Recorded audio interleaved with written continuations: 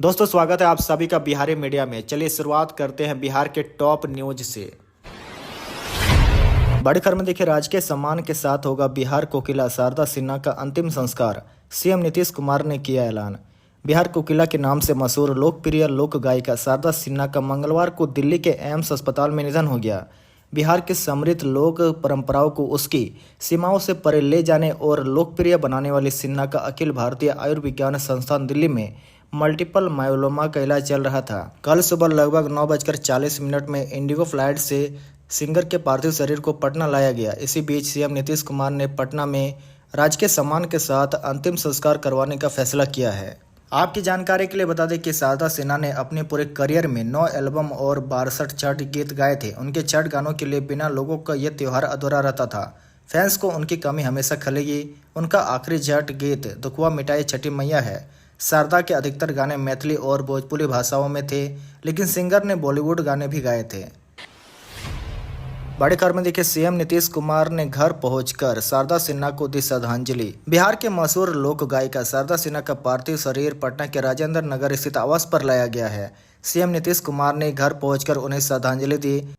BJP के राष्ट्रीय अध्यक्ष जेपी नड्डा गुरुवार शाम शारदा सिन्हा के राजेंद्र नगर स्थित घर जाकर उन्हें श्रद्धांजलि दिए। साथ ही आपकी जानकारी के लिए बता दें कि आज सुबह 8 बजे गुलाबी घाट पर राजकीय सम्मान के साथ शारदा सिन्हा का अंतिम संस्कार किया जाएगा। साथ ही आपको बता दें कि शारदा सिन्हा के निधन पर पीएम मोदी ने कहा कि शारदा सिन्हा के गाए मैथिली और भोजपुरी के लोकगीत कई दशकों से बेहद लोकप्रिय रहे हैं। महापर्व छठ से जुड़े उनके कई गीतों की गूंज भी सदी बनी रहेगी। बड़ी खबर में देखिए, 7 और 8 नवंबर की सुबह छाया रहेगा कोहरा। छठ के बाद न्यूनतम तापमान में आएगी गिरावट। महापर्व छठ के दौरान इस बार पिछले साल की तुलना में तापमान में थोड़ी वृद्धि दर्ज हुई है। वहीं मौसम विभाग के अनुसार 7 और 8 नवंबर को पटना सहित अन्य जिलों में सुबह के समय धुंध रहेगी। साथ ही मौसम शुष्क बना रहेगा। इसके अलावा प्रदेश के 13 जिलों में सुबह के समय कोहरे का प्रभाव रहेगा। छठ को लेकर मौसम विज्ञान केंद्र ने बुलेटिन जारी कर बताया कि पूर्णिया, पूर्वी पश्चिम चंपारण, सारण, दरभंगा, सुपौल, अररिया, शिवहर, वैशाली, सीतामढ़ी, किशनगंज, सिवान और लखीसराय में सुबह हल्का कोहरा रहेगा। मौसम विज्ञान केंद्र पटना के अनुसार अभी जिलों में अधिकतम तापमान 29 से 31 डिग्री के बीच दर्ज किया जा रहा है। न्यूनतम तापमान दक्षिण बिहार में 20 से 22 डिग्री तो उत्तर बिहार में 19 से 21 डिग्री दर्ज किया जा रहा है। वहीं अगले एक सप्ताह के बाद धीरे धीरे तापमान में और ज्यादा गिरावट होगी। बड़ी खबर में देखिए, बिहार में NMMS स्कॉलरशिप 2025 के लिए आवेदन शुरू। 12,000 रुपये मिलेंगे। Bihar national means cum merit scholarship के लिए 6 नवंबर 2024 से आवेदन प्रक्रिया शुरू हो गई है। इच्छुक छात्र या छात्राओं के माता पिता राज्य शैक्षिक अनुसंधान और परिषद SCERT बिहार की आधिकारिक वेबसाइट scert.bihar.government.in पर जाकर रजिस्ट्रेशन कर सकते हैं। ऑफिशियल शेड्यूल के अनुसार बिहार NMMS 2025 के लिए आवेदन विंडो 1 दिसंबर 2024 तक एक्टिव रहेगी। छात्रों को बिहार NMMS 2025 के लिए आवेदन करने के लिए अपनी व्यक्तिगत और शैक्षणिक डिटेल्स को देना होगा। बिहार NMMS 2025 परीक्षा का आयोजन 19 जनवरी 2025 को किया जाएगा। आपकी जानकारी के लिए बता दें कि बिहार में NMMS स्कॉलरशिप के जरिए योग्य छात्रों को वार्षिक स्कॉलरशिप मिलेगी। छात्रों को कक्षा 9 से 12 तक आर्थिक मदद दी जाएगी। यह स्कॉलरशिप छात्रों को प्रतिवर्ष 12,000 रुपये प्रदान करती है। बड़ी खबर में देखिए, बिहार में खेती और मेट्रो के लिए तय होगी नई बिजली दरें। अलग होगी कोल्ड स्टोरेज की श्रेणी। बिहार में बिजली का उपयोग करने वाले किसानों के लिए यह काफ़ी काम की खबर है। दरअसल अब बिजली कंपनियों ने किसानों को सिंचाई और खेती से जुड़े अन्य कार्यों के लिए अलग बिजली दर तय करने का निर्णय लिया है। खासकर कोल्ड स्टोरेज के लिए कंपनी ने एक नई श्रेणी बनाने का निर्णय लिया है। फिलहाल कोल्ड स्टोरेज से व्यावसायिक बिजली दर की वसूली होती है। हालांकि नई श्रेणी आने से उन्हें कोई तकलीफ नहीं होगी, बल्कि सस्ती बिजली मिलेगी। वहीं मेट्रो के लिए भी अलग श्रेणी तय की जाएगी।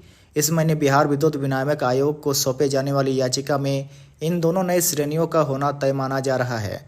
अधिकारियों के अनुसार बिजली कंपनी हर साल 15 नवंबर तक बिजली दर से संबंधित याचिका दायर करती है। इस बार भी कंपनी ने 15 नवंबर तक याचिका दायर करने की तैयारी की है। इस पर जन सुनवाई के बाद आयोग नई बिजली दर तय करता है और यह 1 अप्रैल से लागू होती है।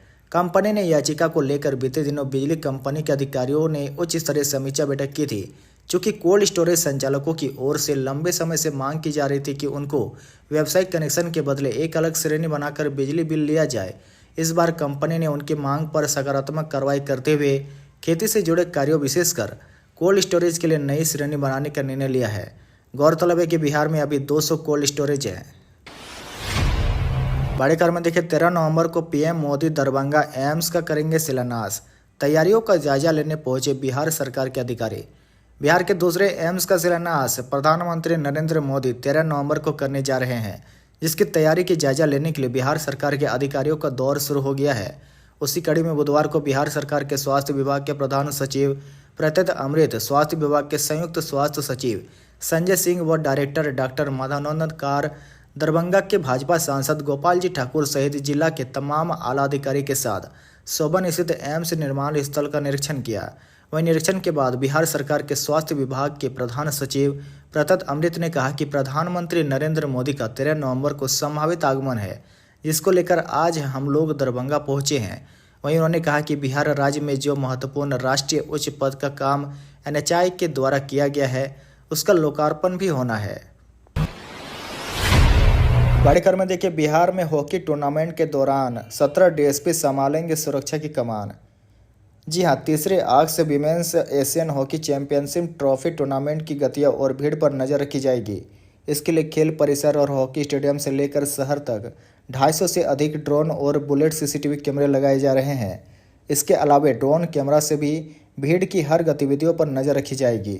4 स्तरीय सुरक्षा चक्रव्यूह में वर्दीधारी पुलिस पदाधिकारी और जवानों के अलावा सिविल में भी पुलिस पदाधिकारी और जवान जगह जगह तैनात किए जाएंगे। टूर्नामेंट के दौरान विधि व्यवस्था संधारण के लिए 8 कंपनी पुलिस जवान जगह जगह तैनात किए जाएंगे। इसके अलावा 100 प्रशिक्षित यातायात पुलिस को भी तैनात किया जाएगा। राजगीर DSP सुनील कुमार सिंह ने यह जानकारी दी है। उन्होंने बताया कि फिलहाल जिले के 5 DSP की प्रतिनियुक्ति पुलिस अधीक्षक द्वारा टूर्नामेंट को लेकर की गई है। 12 और DSP की प्रतिनियुक्ति होनी है। उन्होंने बताया कि सभी प्रमुख स्थलों के वरीय प्रभार का दायित्व DSP और पुलिस निरीक्षक स्तर के पदाधिकारी संभालेंगे। उन्होंने बताया कि कुल 17 DSP, 50 पुलिस निरीक्षक, 150 पुलिस अवर निरीक्षक और सहायक अवर निरीक्षक टूर्नामेंट के दौरान विधि व्यवस्था को संभालेंगे। बड़ी खबर में देखिए मुजफ्फरपुर में हवा की गुणवत्ता हुई अत्यधिक खराब, प्रदूषण से बड़ी मुश्किलें। बिहार के मुजफ्फरपुर में जिले में इन दिनों प्रदूषण का स्तर लगातार बढ़ता जा रहा है। ठंड बढ़ने के साथ मौसम में आए बदलाव ने हवा की गुणवत्ता को खराब कर दिया है और अब शहर की हवा बेहद प्रदूषित हो गई है। बिहार राज्य प्रदूषण नियंत्रण बोर्ड के आंकड़ों के अनुसार शहर का एयर क्वालिटी इंडेक्स 250 तक पहुंच चुका है, जो कि गंभीर स्तर पर है। शहर के प्रमुख इलाकों में प्रदूषण का स्तर अत्यधिक खराब पाया गया है। बुद्धा कॉलोनी क्षेत्र में AQI लेवल 250, दाऊदपुर कोठी इलाके में AQI लेवल 233 और कलेक्ट्रेट के पास AQI लेवल 239 दर्ज किया गया है। इन इलाकों में हवा की गुणवत्ता इतनी खराब हो चुकी है कि वहां के रहने वाले लोगों को सांस लेने में कठिनाई का सामना करना पड़ रहा है। इसके अलावा शहर के भीड़भाड़ वाले क्षेत्रों में भी प्रदूषण का स्तर बहुत अधिक हो गया है, जिसमें आम जनताओं की समस्याएं बढ़ गई है। बड़ी खबर में देखिए सरकारी स्कूलों में मध्याह्न भोजन योजना पर सरकार का बड़ा फैसला, रसोइयों को मिलेगी ये सौगात। बिहार के सरकारी प्रारंभिक विद्यालयों में अब पका पकाया भोजन उपलब्ध कराया जाएगा। शिक्षा विभाग ने PM पोषण योजना के तहत एक नया प्रयोग शुरू किया है। इस प्रयोग के तहत मध्याह्न भोजन व्यवस्थापक के माध्यम से बच्चों को पका हुआ भोजन उपलब्ध कराया जाएगा। इस योजना से रसोइयों को भी लाभ होगा, उन्हें व्यवस्थापक बनने का मौका मिलेगा। हालांकि व्यवस्थापक बनने के लिए उन्हें स्नातक की डिग्री होनी जरूरी है। पहले चरण में 10 जिलों के 20 पंचायतों के सभी स्कूलों में यह योजना लागू होगी। इन जिलों में मधुबनी, दरभंगा, मुजफ्फरपुर, गया, वैशाली, पूर्वी चंपारण, पूर्णिया, भागलपुर, लखीसराय और औरंगाबाद शामिल है। बच्चों और शिक्षकों का समय बचेगा। पहले विद्यालयों में भोजन बनाने में काफ़ी समय लगता था, अब बच्चों को पका हुआ भोजन मिलेगा, जिससे बच्चों और शिक्षकों के पास पढ़ाई के लिए ज़्यादा समय होगा। जो रसोइया स्नातक है उन्हें व्यवस्थापक बनने का मौका मिलेगा। बड़ी खबर में देखिए बिहार को मिला 10 नए रेलवे स्टेशन का सौगात, 6 रेलवे ब्रिज और 67 रेल क्रॉसिंग के सर्वे का काम भी पूरा। बिहार में डबल इंजन की सरकार होने का फायदा नजर आने लगा है। रेलवे द्वारा बिहार में 10 नए रेलवे स्टेशन का निर्माण करने का फैसला लिया गया है। यह रेलवे लाइन मुजफ्फरपुर दरभंगा के बीच बनेगा। दरअसल मुजफ्फरपुर दरभंगा के बीच 67.4 किलोमीटर लंबे रेल ट्रैक बिछाने के लिए सर्वे का काम पूरा हो गया है, जिसके बाद इस रूट पर ट्रैक बिछाने का काम शुरू होना है। नई रेल लाइन पर 10 नए रेलवे स्टेशन प्रस्तावित है। दरअसल मुजफ्फरपुर दरभंगा के बीच पर्णसराय से इस रेल लाइन का निर्माण शुरू होगा। यह लहसराय से 1 किलोमीटर की दूरी पर है। पर्णसराय के बाद डिलाही, कोलहंटा, पटोरी, माधोपुर, पंडोला, घोसमा, बिधौराज, सिलोत, नारायणपुर, अनंत होते हुए मुजफ्फरपुर जंक्शन तक जाएगी। साथ ही आपकी जानकारी के लिए बता दें कि मुजफ्फरपुर दरभंगा नई रेल लाइन प्रोजेक्ट को 2007-8 में मंजूरी दी गई थी। उस समय इसकी लागत 495 करोड़ रुपए बताई गई थी। 2012 में रेलवे बोर्ड की नई पॉलिसी आने के बाद परियोजना का काम रोक दिया गया था। साल 2023 में इस परियोजनाओं के लिए 20 करोड़ की राशि का प्रावधान किया गया था। यह रेल लाइन बन जाने से दरभंगा से मुजफ्फरपुर के बीच की दूरी 24 किलोमीटर कम हो जाएगी। पूरे प्रोजेक्ट की लागत 2514 करोड़ रुपये बताई जा रही है। इस रूट में 27 क्रॉसिंग और 6 रेलवे ब्रिज भी शामिल है।